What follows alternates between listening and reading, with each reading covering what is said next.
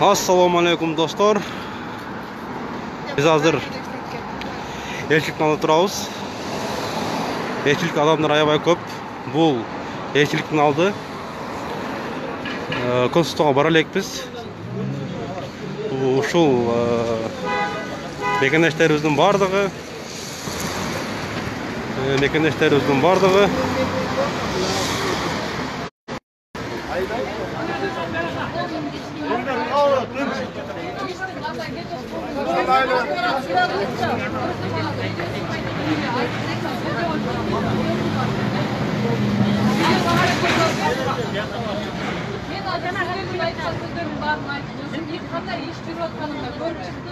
Çınında o işletmenin baktım. Hiç kadar nersenin gözden yok mu? Bir nerse. Cana mağda bir verdinizdir bile. Hazır siz yer koyduğunda hazır bir karak çıkan da mağda da taşımak. Kalaylı işte. Bundan nesile var. Daha da bir rejim ama verdiler. Ama çalışmadı. 26'sında cazı verildi. Ne için çalpanan hazır gitsin. Numerin turamesi bir koy. Özün numerin zaten zevkini açacağız mı? Mandan falan açmıştı. O şey için senin pardon demek. Şuna okşamadan koyup hoşuna başka nesile problema bol böyle saçının ayısı. Bunda Suda, karşı Suda, o başka şeyle bir çatı. Aktar sokaklarına göre Sen bayağı paspırtım çoğunu aneka var dedi. Ortadaki dolayı. Özüm oylagan yoktun demek. Paspırtım çok da. Kardoş paspırtım yok. Sen paspırtasın kardoş. Onu açıyorsun ya. Onu taşı. Onu taşı. Canım bana bir gelin. Hazır Allah pişirecek.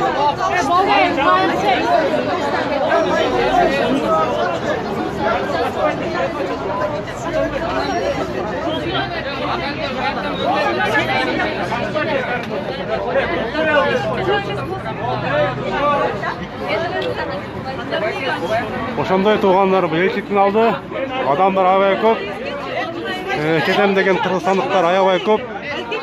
Söz uğalıp tuğanlar. Ana çıkal kurşuyoruz. Nalaşınarsa. Hazır bir durman neresi? Adam uçadan mı?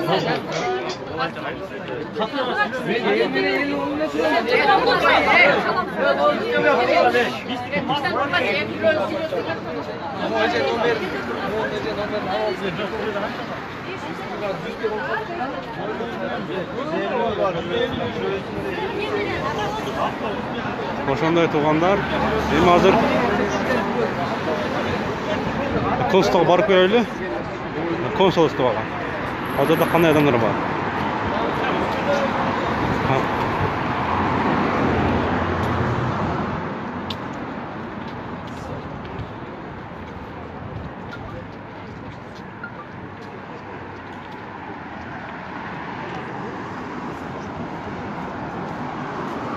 Алтайбек, абал кандай абал? Авал азыркы авал действительно оор болуп атат. Биздин койгон талаптар аткарылса жакшы болот эле. Жана 5 айлык менен 6 айлыктарды алып, 7 айлык менен 8 айлыктарды кошуп, 5 айлык менен 6 айлыкты кыскартыш керек дагы. Жанакындай оор акыбалдагы апаларды, ана жанакы оор аткан талапка ылайыктуу ошолорду кетиринге мүмкүнчүлүк берсе жакшы болот эле. Kırgızistan'a kaçan yol açılат? Кыргызстанга Кудайым буйрса жакында ачылат. Аны эч ким билбейт аны. Аны Жээнбеков да билбейт, президент да. Менин талабым эмес, бул элдин өзүнүн койгон талабы болуп атат да. Ошону элдин койгон талабын аткарып койсок, кичине биз дагы элге дагы кичине көңүлүбүз дагы ток болот эле да. Анан биз дагы суранып кетет элек. Мындан кийинкилер ошол 5 айлык менен 6 айлыктарды алыш керек дагы кайталап коеюн. Ошо 7 айлык менен 8 айлыктарды учуруш керек. Анан оор Bana atası ötüp ketken, apası ötüp ketkenler mesela köpçü. Oşolordun свидетельство смерти деп жана Кыргызстандан келип атат. Вот ошолорго да кичине көңүл буруп койсок жакшы болот эле да. Эң туура айтасыз. Ушул мен талабым. Сиздер менен Алтай Баке болду. Чүй облус коомунун төрагасы Алтайбек Иманалиев. Уланыке кандай болду абал? Жакшы, кандайсың? Жакшы болду. Не болду? Кандай маселени? Ким бу эл көп го бу жакта? Елдің барлығы бүгінгі күнде Қырғызстанға кетерлік, мекенге кетерлік өтіп жатыр, барлығы. Мен бұлардан түсінісіп отыр. Бірақ бір жағынан азыр елшілік, мамлекет жұмасына мына бұйырса елшіліктің шешімі жардамменен, мамлекеттің шешімімен жұмасына азыр Қырғызстанға екі жолы чартер рейс ұшып отыр. Бірisi Москва-Ош, бірisi Москва-Бишкек. Анан эми очередь секисе кетип атат, бирок баягы арасында кетпей калдым, калып калдым дегендер да болуп атат. Бул ачык сөз да. Эми биз коомчулук бүгүнкү күндө ошого кетпей калган арасынан действительно муктаждар, ооруп жаткандар, боюнда барлар, оорусунга кат болгондор, операция болгондорду келип элчинин атына арыз жазып, комиссияга берип кетирүүгө жардам берип атабыз. Колубуздан келишинче. Бирок эми баарына жетиш кыйын экен. Мисалы үчүн Жалал Абад облусу боюнча эле 8 район 5 шаар бар. Эми 5тен болгондо эми бул жагы 30-40 болуп кетет да. Ошо 7 область бар. Сиздин оюңузча мына ушул маселени чечүү кандай жолдору бар да? Темир жол маселеси калат жакшы болобу? Темир жол маселесин бир жолу рейс кылганда бир аябай чоң адам көп кетип калмак да. Бул ам жакшы, аябай жакшы да. Автобус учуп берген болсо, сопровождение берген болсо, бул дагы жакшы нерсе.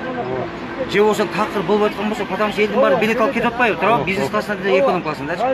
Чартерлик рейсти жумасына бир жолу эмес, 2-3 жолу кылып койсун. Вообще сонун болот да. Мейли эгерде поезд менен 3-4 күндө өтө турган болсо, орусуктар көбөйө турган болсо, автобус менен да ошондой. А бул самолет менен 4 саатта жетип бара атпайбы? Чартерлик рейсти 2-3 көбөйтүп койсун, аябай сонун болмок. Коомчулук баардыгы жардам берген бүгүнкү күндө даярбыз. Келип аралашып жардам беребиз колубуздан келишичи. Мындан сырткары, сен өзүң жакшы билесиң, груз веси маселеси. Мына күндө Кудай өз сактасын, Кудай өз сактасын. Күндө груз веси болуп атат. Күндө. Бул маселе ham кичине ордунуштур. Эмне дегенде, элчилик коомчулук чечип кетирип атабыз. Бирок жолдо блокпосттор коюлуп, бүгүнкү Самарада блокпосттор коюлуп, эми блокпосттордогу препятствия текшерип, анан бул түшүп калсын, бул кетсин дегенде мындай болуп атат.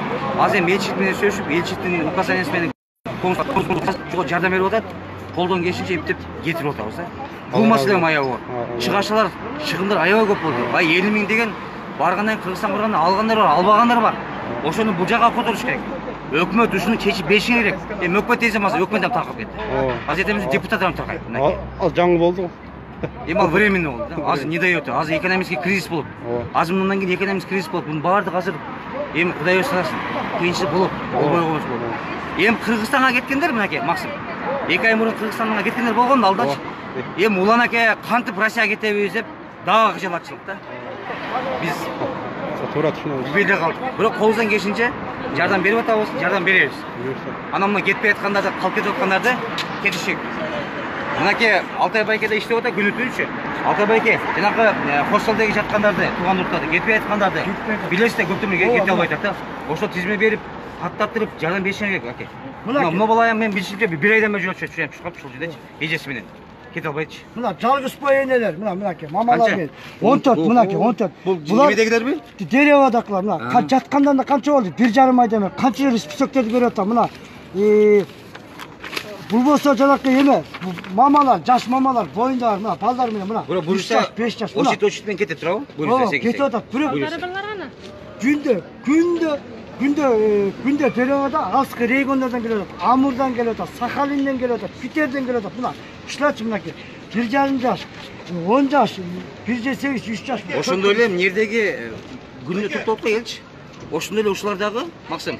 Эди топтолуп үй жок калып калыптыр, кыйынчылык. Булар кошул деревяга купаны алып кетип атат. Булар жардам. Баягы тамагаж да дашпор тарткан болот. Колдон келишинче. Всё, мен бошмунбу? Сага рахмат. Азыр сүйлөгөн Уланбек Кошмалов деген агабыз Жалал Абад облустук коом төрагасы экен. Биз азыр консулдукка барайлык. Консулда кандай маселелер бар. Элдер көп. Бирок кыргыздардын мына ушул жерде тургандардын баары мынакей мусорларды агып кеттир, бирок бул ушул мусорду калтырбайлы таштандыларды. Тарт десе баардыгы тартпа дейт экен бул жерде. Менин жүзүм көрүнбөсүн дейт.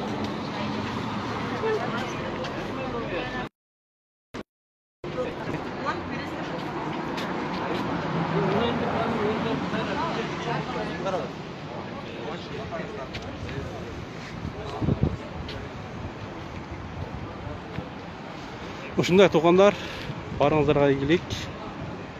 Бул жакта дагы адам мына кичине сүйлөп коеюн. Кошулда ушундай адам турат. Негизи адам көп экен. Чындыгында мигранттардын кыйналгандары көбөйдү. Ошону өкмөт, жаңы куралган кыргыз өкмөтү, президентибиз баш болуп, жоопкерчилик депутаттар бир жакшы бир конкреттүү кадамдарга барып, азыр мисалы болуп атпайбы? Бир жумада 2 рейс болуп атат да. Ал деген маселени чечпейт, себеби кетем деген кыргызстандыктар аябай көп. Ошондуктан кыргыз өкмөтү, президентибиз баш болуп, жакшы кадамдарга, туура кадамдарга, конкреттүү кадамдарга барып туруп, балким рейсти бир жума ичинде 5 жол кылып коебу, же болбосо Казакстан менен сүйлөшүп темир жолуну ачып береби, мисалы Москва Бишкек темир жолуну поезд каттамын берсе, уюштуруп берсе өтө жакшы болот эле.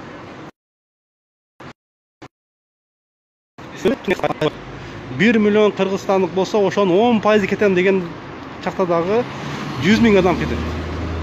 100 000 адамды кетириш үчүн жүздөгөн авиарейстер керек. Авиарейстер керек болот. Ошондуктан кыргыз өкмөтүнө, президентине кайрылат элем, ушул маселени мүмкүн болушунча тезирээк чечип бериш керек. Посольствода 1 айдан бери, 1,5-2 айдан бери ушундай күндө ушундай адамдар турат.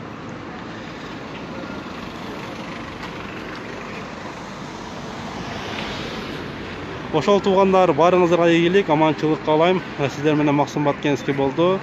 Тынчылык болсун, аманчылык болсун. Бардыгы тырсык апаттан сактасын. Ассаламу алейкум.